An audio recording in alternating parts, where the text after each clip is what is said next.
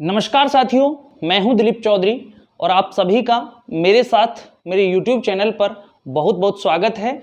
और आज हम मेडिवल हिस्ट्री का एक टॉपिक लेकर आएंगे जहां हम अरबों के भारत में प्रवेश के बारे में समझेंगे कि अरबों का सबसे पहले भारत में प्रवेश कहां हुआ था। ठीक है, अरब कौन थे, अरब किन देशों से आए थे और ये जो अरब थी, ये जो जनजाति थी, इनका भारत पर आक्रमण का ध्येय या उद्देश्य क्या था। ये सारी चीजें आज हम समझने वाले हैं और ये बहुत ही इंपॉर्टेंट टॉपिक है। यहां से मोस्टली एग्जाम्स में क्वेश्चंस पूछे जाते हैं। ठीक है, तो आज हम अरबों का भारत में जो प्रवेश है और उसके बाद फिर सिंध की जो उन्होंने विजय की थी उसके बारे में समझने वाले हैं। तो सबसे पहले प्रश्न हमारे सामने है कि अरब कौन थे। ठीक है, तो ये समझ लें कि जो अरब सागर के पास जो खाड़ी देश हैं, जिनमें सऊदी अरब, आपके जॉर्डन, अम्मान, सीरिया, इराक, ये सारे जो देश आते हैं, ये किस में आते हैं? अरब देशों में आते हैं। ठीक है, और यहां के जो लोग थे वो क्या कहलाए थे? अरब कहलाए थे। उस टाइम ये जनजाति अरब कहलाई थी। ये अरब उस जमाने में थे जब इस्लाम की स्थापना नहीं हुई थी। आपको पता है इस्लाम की स्थापना हुई थी 622 ईस्वी में। किसने की थी? पैगंबर मोहम्मद साहब। ठीक है, इन्होंने मक्का से मदीना की यात्रा जो थी वो 622 ईस्वी में की और उसे ही इस्लाम की स्थापना माना जाता है। ठीक है, तो इन्होंने किसकी स्थापना की थी? इस्लाम की स्थापना की थी। तो इस्लाम की स्थापना जब तक नहीं हुई तब तक इन लोगों को क्या कहा जाता था? अरब कहा जाता था। बाद में ये इस्लामिक या मुसलमान कहलाए थे। मुसल्लम ईमान, जो यानी कि जो अपने ईमान पर टिके हुए हों वो मुसल्लम ईमान, और उसको फिर बाद में कहा गया मुसलमान। ठीक है, तो उससे पहले ये लोग क्या कहलाते थे? अरब, क्योंकि अरब सागर के पास जो खाड़ी देश हैं उन देशों के ये लोग हुआ करते थे। ठीक है, तो ये अरब कहलाते थे। तो ये जो अरब थे, ये आप समझ चुके हैं कि अरब थे कौन। अब बात आती है कि ये अरब जो हैं ये भारत में क्यों आते थे। ठीक है, इनका भारत आने का उद्देश्य क्या था? भारत आने का उद्देश्य, ये थोड़ा समझने वाली बात है। देखिए, आप किसी से भी ये प्रश्न करें कि भारत में सर्वप्रथम अरब कहां आए, तो उसका जवाब होता है सिंध। क्या होता है? सिंध। लेकिन इसका ये सही आंसर नहीं है। भारत में सबसे पहले अरब कहां आए, इसका सही आंसर होगा मालाबार तट। अब आप पूछेंगे कि साहब मालाबार तट पे कैसे पहुंच गए? पहले तो सिंध होके ही जाना पड़ेगा इनको, इधर से आएंगे तो सिंध होते हुए फिर जाएंगे मालाबार तट। तो आप ये याद रखें कि ये जो अरब थे, ये भारत आने का जो इनका उद्देश्य था वो व्यापारिक था, कि भारत एक व्यापारिक स्थान था। और जैसे ही गुप्त काल का पतन हुआ, गुप्तों के पतन के बाद जो उत्तर गुप्त काल आया, तो उस टाइम पे भारतीय जो व्यापारी थे वो समुद्र के और कम रुचि रखने लगे। तो उनका स्थान जो है वो अरबों ने ले लिया। और अरब भारत में किस उद्देश्य से आए थे? व्यापारिक उद्देश्य से आए थे। ठीक है, तो व्यापारिक उद्देश्य से आए तो ये सबसे पहले कहां आए? ये इधर के देशों से सीधे मालाबार तट पर आ गए। ठीक है, कहां गए? मालाबार तट पर। और यहां से ये क्या करते थे? व्यापारिक वस्तुओं को बेचा करते थे। ये इनका जो है महत्वपूर्ण रोल रहा। इन अरबों ने भारतीय महिलाओं से शादी भी की। भारतीय महिला, जो भारत की जो महिला थी स्थानीय मालाबार तट के आसपास, उनसे शादी की। और शादी करने के बाद इनसे जो संतति उत्पन्न हुई वो कहलाई वायसीरा। क्या कहलाए? वायसीरा। तो आप ये याद रखें कि अरबों ने जब भारतीय महिलाओं से विवाह करना शुरू किया, तो विवाह शुरू करने के बाद ये वायसीरा जो थी इनकी जनजाति उत्पन्न हुई। जो अरबों और भारतीय महिलाओं की संतान थी उन्हें क्या कहा गया? वायसीरा कहा गया। अब तक ये अरब जो थे वो मुसलमान नहीं थे, ध्यान रखना, इस्लाम इन्होंने ग्रहण नहीं किया था। ठीक है, तो ये अरब जो थे इन्होंने भारतीय महिलाओं से विवाह किया। भारत में व्यापारिक उद्देश्यों के तहत ये लोग आए थे। ठीक है, अब बात है उस जमाने की जब बगदाद में खलीफाओं का शासन था। बगदाद में किसका शासन था? खलीफा का शासन था। ठीक है, अब आप पूछेंगे कि खलीफा कौन था? तो खलीफा था पैगंबर मोहम्मद साहब के उत्तराधिकारी। पैगंबर मोहम्मद साहब के जो उत्तराधिकारी थे उनको क्या कहा जाता था? खलीफा कहा जाता था। ठीक है, क्या कहा जाता था? खलीफा। और इसका जो वंश था वो था उमैया वंश। कौन सा वंश था?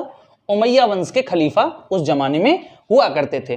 और इसका जो खलीफा था उसका नाम था उमर। ठीक है, उमर के बाद हुआ था उस्मान, उसके बाद आए थे वलीद, और फिर आए थे सुलेमान। ठीक है, ये इस प्रकार से इस उमैया वंश में कुछ खलीफा हुए थे। सबसे पहले उमर जो खलीफा था, इसके टाइम पे अरबों को ये लगा कि उन्हें भारत में आना चाहिए। क्या लगा?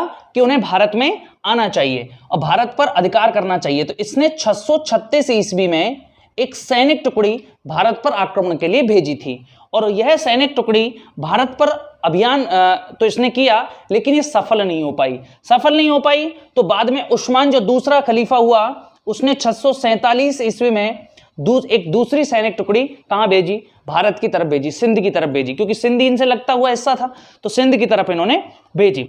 उस्मान ने जब ये दूसरी सैन्य टुकड़ी भेजी, तो ये सैन्य टुकड़ी जब वापस लौटी तो इसने एक जवाब दिया, वो बड़ा ही रुचिकर था। इसने क्या कहा? इसने कहा कि अगर आप छोटी सेना वहां पर भेजोगे भारत पर या सिंध पर अधिकार करने के लिए, तो वो छोटी सेना विजय नहीं प्राप्त कर पाएगी, और यदि आप बड़ी सेना भेजोगे तो वो बड़ी सेना जो है वो क्या हो जाएगी? नष्ट हो जाएगी। किस कारण नष्ट हो जाएगी? क्योंकि ना तो पानी है, रेगिस्तान है, तो उस रेगिस्तान में सेना नष्ट हो जाएगी, पानी है नहीं और रसद सामग्री भी नहीं उपलब्ध हो पाएगी।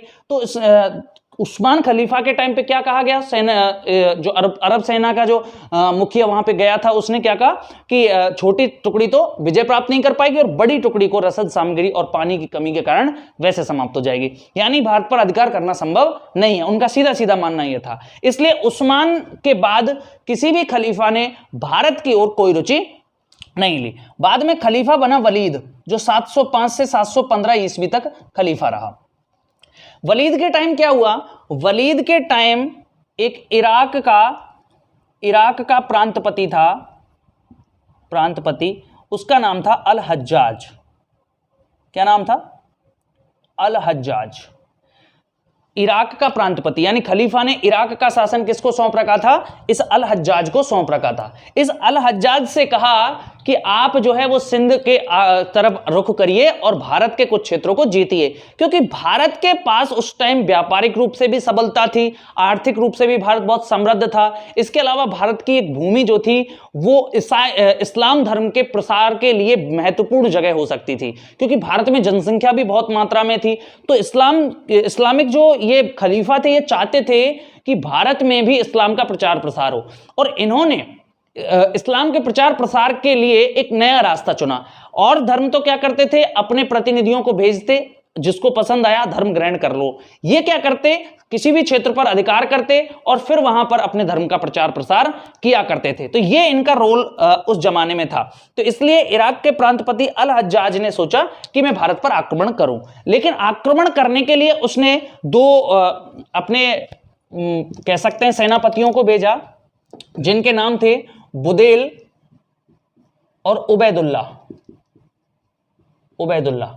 लेकिन ये दोनों ही, बुदेल और उबैदुल्लाह, सफल नहीं हो पाए। क्या नहीं हो पाए? सफल नहीं हो पाए। अतः ये जो अल हज्जाज था, इसको कुछ टाइम के लिए इस अभियान को रोकना पड़ा, क्योंकि ये जीत नहीं पा रहे थे। और जीत क्यों नहीं पा रहे थे? तो उसका एक कारण था कि ये यहां से सेना लेकर जाते थे, इधर से सेना लेकर के जाते थे, और जब तक सिंध पहुंचते थे वो सेना रसद के कारण, पानी के कारण समाप्त हो जाती थी। अब एक ऐसा परिवर्तन होगा जिसके माध्यम से ये लोग इसको आसानी से जीत पाएंगे। तो वो क्या था, वो थोड़ा समझने की कोशिश करें। अब मैंने आपको अभी तक बताया है कि अरब कौन थे, ठीक है? तो जो अरब देश हैं वर्तमान में, उनके लोगों को अरब कहा जाता था। अरब इस्लाम कब ग्रहण किया इन्होंने? तो जब 622 में इस्लाम की स्थापना हुई, तो ये जो मालाबार पर भी, तट पर भी जो अरब आते थे, वो सब इस्लामीकरण होना स्टार्ट इनका हो जाता है, ठीक है? और भारत में इनका क्या रीजन था भारत में आने का? तो रीजन क्या था? एक तो धर्म का प्रचार प्रसार करना चाहते थे, दूसरा भारत एक आर्थिक रूप से समृद्ध देश था, तो वहां से धन लेना चाहते थे, और क्या करना चाहते थे? भारत में अपने धर्म का प्रचार प्रसार तो था ही, साथ ही उपजाऊ जो भूमि थी उस पर कंट्रोल करना चाहते थे, ठीक है? तो ये बहुत सारे कारण थे जिनके माध्यम से ये भारत पर अधिकार करना चाह रहे थे, ठीक है? तो ये इनका रोल था। अब एक छोटी सी घटना हुई घटना क्या थी, देखो सिंध में उस समय शासन कर रहा था दाहिर, ठीक है, दाहिर एक ब्राह्मण था, ठीक है।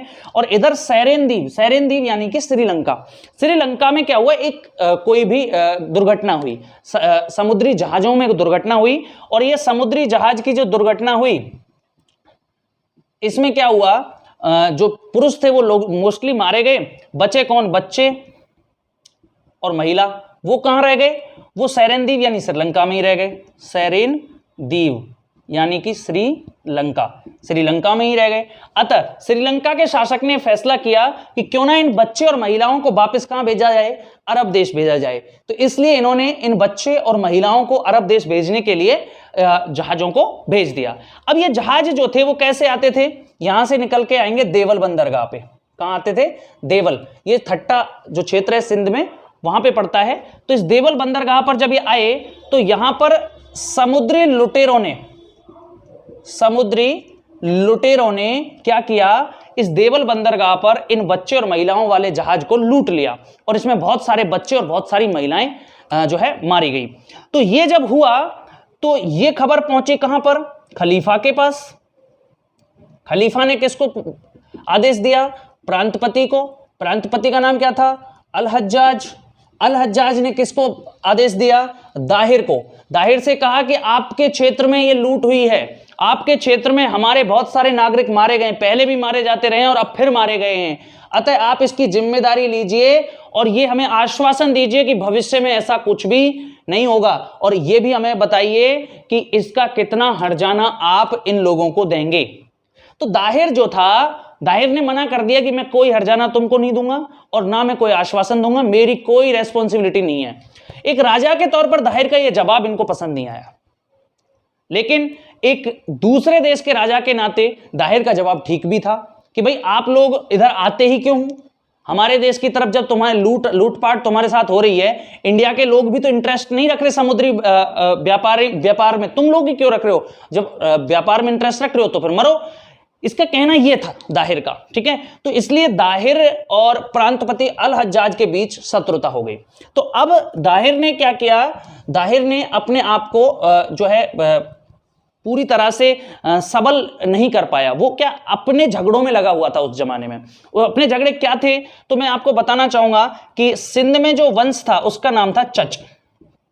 चच वंश का शासन था, और चच कौन था, ये दाहिर का पिता था। चच कौन था, दाहिर का पिता। तो ये थे ब्राह्मण, और इन्होंने यहां पर एक वंश शासन कर रहा था, चवर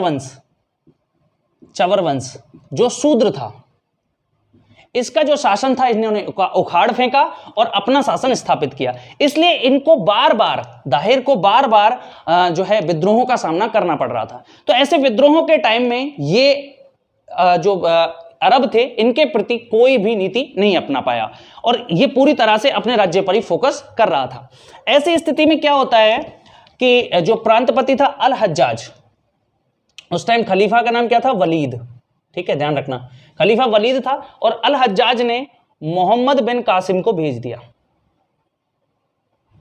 मोहम्मद बिन कासिम को कहां भेज दिया, सिंध पर आक्रमण के लिए। अब यह सिंध पर क्या करेगा, आक्रमण करेगा। यह घटना थी 711 ईस्वी की। इसने क्या किया, मोहम्मद बिन कासिम ने, इसने यहां से सेना कम उठाई, धन ज्यादा उठाया। समझ रहे हो मेरी बात, सेना कम उठाई, धन ज्यादा उठाया। क्यों, क्योंकि इसको पता था कि अगर मैं यहां से ही सेना लेके चला तो वहां तक सेना नष्ट हो जाएगी, इसलिए इसने कम सेना को उठाया, ठीक है, और धन लेके गया ज्यादा कि मैं वहां जब घुसूंगा सिंध में तो वहीं से सैनिक खरीद लूंगा। समझ गए बात, सैनिक कहां से लूंगा, दाहिर के राज्य से लूंगा, क्योंकि उसको गुप्त सूचनाएं पता थी कि दाहिर के राज्य में क्या चल रहा है, विद्रोह चल रहा है, तो बहुत सारे सैनिक उसे आसानी से मिल सकते हैं, ठीक है। इसलिए ये यहां से धन इसने ज्यादा उठाया, सेना इसने कम उठाई, और एंटर कहां हो गया, सिंध में। सिंध में सबसे पहले ये देवल बंदरगाह पर गया, देवल बंदरगाह को जीता। उसके बाद ये नीरुन शहर पर गया। नीरुन शहर था सिंध में, उस नीरुन को इसने जीता, यहां पर इसे कड़ा प्रतिरोध मिला और इसने इसे जीत लिया। उसके बाद सेहवन में ये आराम से इसको जीत पाया, वहां के लोगों ने आत्मसमर्पण कर दिया, सेहवन के लोगों ने, और उसको विजय प्राप्त इन्होंने कर ली। उसके बाद सीसम में स्थानीय जाट जाति यहां पे भरपूर मात्रा में थी, और इन्होंने इसकी अधीनता स्वीकार नहीं की, और इन्होंने मोहम्मद बिन कासिम से संघर्ष किया और मोहम्मद बिन कासिम को बहुत तगड़ी टक्कर इन्होंने सीसम में जाट राजवंश ने जाट जाति जो थी उसने दी। उसके बाद ये पहुंचा रावर। रावर जब ये पहुंचा तो रावर तक पहुंचते पहुंचते, रावर जो था वो सिंधु नदी के इधर था, क्योंकि सिंधु नदी इस प्रकार से आ रही है तो सिंधु नदी के इधर था, ये इधर से इसने क्रॉस किया था।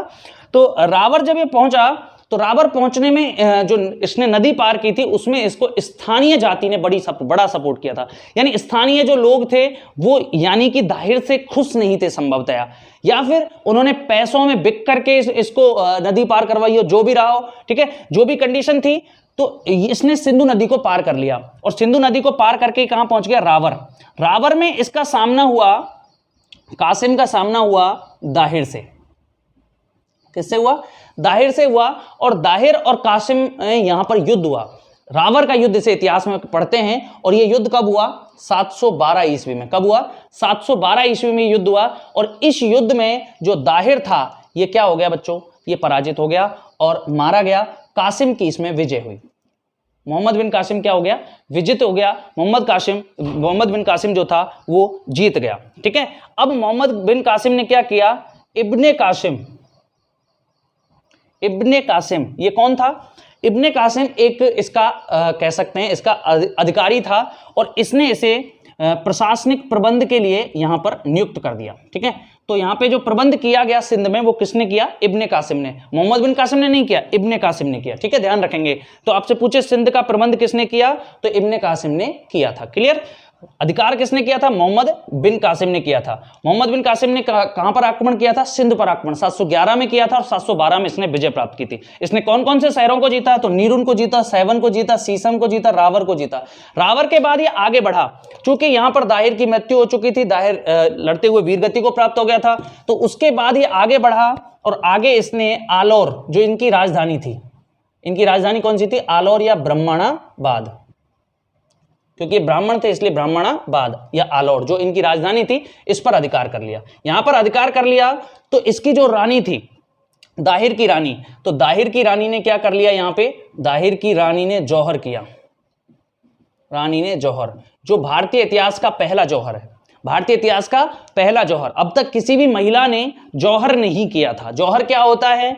जौहर यह होता है कि जीवित कोई महिला अपने पति के मरने के बाद या अपने रक्षकों के मरने के बाद, उसके जो जब उसे लगे कि अब मैं सुरक्षित नहीं हूं, तो वो क्या करती थी? या तो पानी में कूद जाती थी या फिर अग्नि में कूद जाती थी और अपना अंत कर लेती थी। ठीक है, तो उसे बोलते थे जौहर। तो दाहिर की जो रानी थी उसने जौहर किया और दाहिर की 2 बेटियां थी, दाहिर की 2 पुत्री थी, एक का नाम था सूर्य और दूसरे का नाम था परमाल। इन दोनों को पकड़ करके ये जो मोहम्मद बिन कासिम है ये कहां भिजवा देता है? खलीफा के पास भिजवा देता है। खलीफा के पास क्यों भिजवाता है? कि खलीफा इससे विवाह कर लेगा। ये दोनों बहुत चतुर थी। ये वहां पहुंची और पहुंचने के बाद इन्होंने खलीफा से कहा कि जो फूल तुम्हें भेजे गए हैं उनका रस पहले ही चूस लिया गया है। जब इसने ऐसा कहा तो खलीफा को मोहम्मद बिन कासिम पर बहुत क्रोध आया। ठीक है, मोहम्मद बिन कासिम को आदेश दिया गया अपने सैनिकों को कि मोहम्मद बिन कासिम को चमड़े के थैले में सी करके लाया जाए, यानी जीवित नहीं लाया जाए, उसको चमड़े के थैले में सी करके लाओ। और ये मोहम्मद बिन कासिम जो है मर जाता है। उस चमड़े के थैले में जब इनको मतलब सिल करके लेकर आया जाता है तो रास्ते में इसकी मृत्यु हो जाती है। जब सूर्य और परमाल को पता लगता है कि ये मर गए तो वो भी उस खलीफा के महल के ऊपर से कूदकर अपनी जान दे देती है। इस प्रकार से ये बदला लेती हैं सूर्य और परमाल। ठीक है, तो ये सारा जो सीन था मोहम्मद बिन कासिम का। मोहम्मद बिन कासिम एक योग्य प्रशासक था जिसने सिंध पर अधिकार किया था, सिंध को जीता था। जब अब तक जो अरब नहीं अधिकार कर पाए थे सिंध पर, इसने उसको अधिकार किया। और जब इसने सिंध पर अधिकार कर लिया तो इसने उसका सिंध का प्रबंधन भी कराया इब्ने कासिम से। इब्ने कासिम से इसने प्रबंधन कराया और प्रबंधन के बाद जो है सिंध में एक नई परंपरा शुरू हुई। सिंध में नई परंपरा शुरू हुई कि पहले यहाँ सिंधी भाषा बोली जाती थी, लेकिन अब यहाँ अरबी का भी प्रसार हो गया। अरबी का प्रसार हो गया। दूसरा, इसने क्या किया? जजिया कर लगाया। जजिया कर अलग अलग था। 48,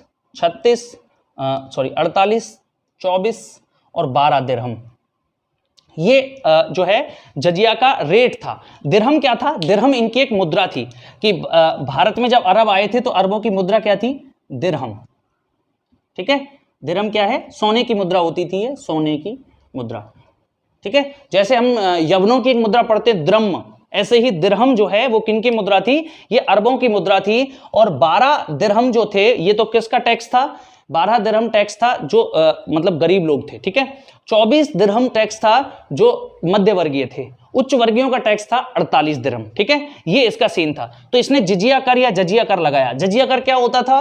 गैर मुसलमानों से वसूला जाने वाला कर जो उनकी धार्मिक स्वतंत्रता को बनाए रखता था और उन्हें उस देश में, उस प्रदेश में निवास करने की अनुमति देता था। यानी ऐसा मान लीजिए वर्तमान के परिप्रेक्ष्य में देखें तो वो इस तरह से था कि हम लोग अगर किसी दूसरे देश में जाकर के रहने लगें तो वो देश हमसे इस बात का टैक्स ले कि आप लोग यहां पर सुरक्षित रहेंगे, आप लोग यहां पर जो है अपने धर्म को मान सकेंगे और आप लोग यहां आराम से रह सकेंगे। इस बात का जो टैक्स था वो जजिया था, ठीक है। आज ऐसा कोई टैक्स नहीं लगता। आज हमारे देश में कोई भी देश का नागरिक आराम से आके वीजा पासपोर्ट जो उसका बनता है उसके माध्यम से यहां रह सकता है कुछ समय के लिए, जितनी उसे अनुमति मिलती है। अगर परमानेंट वो नागरिक बन जाता है तो परमानेंट रह सकता है, उससे कोई अलग से टैक्स नहीं लिए जाते। लेकिन उस जमाने में ये जिजिया टैक्स जो था वो एक तरह से बहुत ही गलत टैक्स था जो भारत में सबसे पहले लगाया गया। किसके द्वारा? मोहम्मद बिन कासिम के द्वारा, ठीक है। इस प्रकार से मोहम्मद बिन कासिम ने जो है अरबी का प्रसार सिंध में कर दिया। यहां पे दिरहम नामक एक मुद्रा चला दी जो सोने की मुद्रा कहलाती थी और यहां पर जजिया जो टैक्स था ये वसूलने लगा। इसके साथ ही खजूर की खेती भी अरबों के माध्यम से भारत में शुरू हुई। साथ ही ऊंटों का पालन, इससे पहले भारत में ऊंट पालन नहीं होता था। तो ऊंट पालन किसके टाइम पे शुरू हुआ? तो यह भी मोहम्मद बिन कासिम यानी अरबों ने ही भारत में ऊंट पालन स्थापित करवाया था। स्टार्टिंग इन्होंने करवाई थी, ठीक है। तो ये सारा जो सीन था ये था भारत में अरबों के प्रवेश के बाद। तो अगर आपसे प्रश्न करें, अब देखो मैं थोड़ा सा 1-2 प्रश्न आपसे करूंगा, आप समझने की कोशिश करना कि भारत में अरबों का सबसे पहले प्रवेश कहां हुआ? तो मालाबार तट पर हुआ। लेकिन यहां ये किस प्रकार से आए थे? व्यापारी के तौर पर आए। अगर सैन्य अभियान के तौर पर अगर मैं बात करूं कि भारत पर सबसे पहले अरबों का सैन्य अभियान कहां हुआ था, तो आपको फिर उत्तर देना है सिंध। क्या उत्तर देना है? सिंध, ठीक है। तो सबसे पहले सैन्य अभियान सिंध पर हुआ जो खलीफा उमर के टाइम 636 में हुआ। दूसरा 647 में उस्मान के टाइम हुआ। फिर बाद में वलीद के टाइम हुआ था जो किसने करवाए थे? अल हज्जाज, जो इराक का प्रांतपति था और उसने किसको भेजा था? पहले जुनैद को भेजा था, फिर उबैदुल्लाह को भेजा था, वो दोनों असफल रहे थे। फिर मोहम्मद बिन कासिम को भेजा और मोहम्मद बिन कासिम यहां पर सफल रहा। अगर आपसे पूछे कि मोहम्मद बिन कासिम ने भारत पर आक्रमण क्यों किया था, सिंध पर आक्रमण क्यों किया था, तो उसका कारण क्या था? तात्कालिक कारण किसको माना जाता है? तात्कालिक कारण माना जाता है कि जो देवल और थत्ता बंदरगाह पर समुद्री डाकुओं ने इनके अरब लोगों को जो लूटा था वो तो तात्कालिक कारण था। लेकिन मुख्य कारण क्या था कि वो भारत जैसे क्षेत्र पर अधिकार करना चाहते थे क्योंकि वहां पर एक आर्थिक समृद्धता थी, एक उपजाऊ भूमि थी, यहां पर बहुत सारा धन था और यहां पर व्यापार की अपार संभावनाएं थी। साथ ही इनको अपने धर्म के प्रचार प्रसार का एक अच्छा अवसर भी यहां मिलता, ठीक है। अब ध्यान रखना कि इन्होंने सिंध को जो जीता, ये सिंध मोस्टली यहां पे बौद्ध लोग निवास करते थे, यहां पर इन्हें अपने धर्म का प्रचार प्रसार करने का व्यापक मौका मिला। लेकिन ये भारत की तरफ अंदर नहीं बढ़ पाए। उसका कारण था कि भारत की ताकतवर प्रतिहार शक्ति, प्रतिहार लोगों का राज्य जो था ये कन्नौज और बंगाल से लेकर के इधर पश्चिम में सिंध तक फैला हुआ था। तो यानी प्रतिहार राजवंश जो था जिसमें नागभट्ट हुआ, वत्सराज हुआ, आपके मिहिर भोज हुआ, इनकी इतनी पावरफुल शक्ति थी कि ये अरब चाहकर भी भारत में प्रवेश नहीं कर पाए। और 877 तक अरबों में ये उमैया वंश का शासन चलता रहा। फिर बाद में यहां पर शासन जो है इस्माइली मुसलमानों का यहां अधिकार हो गया 877 के आसपास। तो फिर यहां इस्माइली मुसलमानों का जो है कंट्रोल बन गया था, ठीक है। तो यहां पे फिर इस्माइली मुसलमान सिंध पर शासन कर रहे थे। लेकिन जैसे ही प्रतिहार कमजोर हुए तो फिर यहां पर अरबों का प्रवेश होना स्टार्ट हो गया। तो वो हम अगले नेक्स्ट चैप्टर के माध्यम से पढ़ेंगे, नेक्स्ट क्लास में पढ़ेंगे कि किस प्रकार से भारत में अरबों का जो है आगे प्रसार होगा। तो अरबों का भारत में रोल क्या रहा, भारत में क्या योगदान रहा, अरबों के आने के बाद भारत में क्या परिवर्तन हुए। तो भारत में परिवर्तन ये हुए, एक तो चमड़े का व्यापक रूप से उपयोग होने लगा था, ठीक है, क्योंकि उससे पहले चमड़े का व्यापक रूप उपयोग नहीं होता था। दूसरा, सिंधी के स्थान पर अरबी जो है अरबी का प्रसार शुरू हो गया, जिजिया कर वसूला जाने लगा, खजूर की खेती होने लगी, ऊंटों का पालन होने लगा, ठीक है। तो ये इनका मुख्य रोल रहा। इसके साथ ही इन्होंने मुद्रा जो चलाई वो कौन सी थी? दिरहम इनकी मुद्रा थी, जो किसकी मुद्रा थी? सोने की, ठीक है। तो इस प्रकार से आज इस चैप्टर का हम यहीं पर समापन करेंगे। अगर इसमें भी आपको कुछ डाउट शेष हैं तो आप कमेंट के माध्यम से मुझे जरूर सूचित करें, अगली क्लास में मैं वो डाउट्स क्लियर कर दूंगा। ठीक है, चलिए बहुत बहुत धन्यवाद। जय हिंद, जय भारत।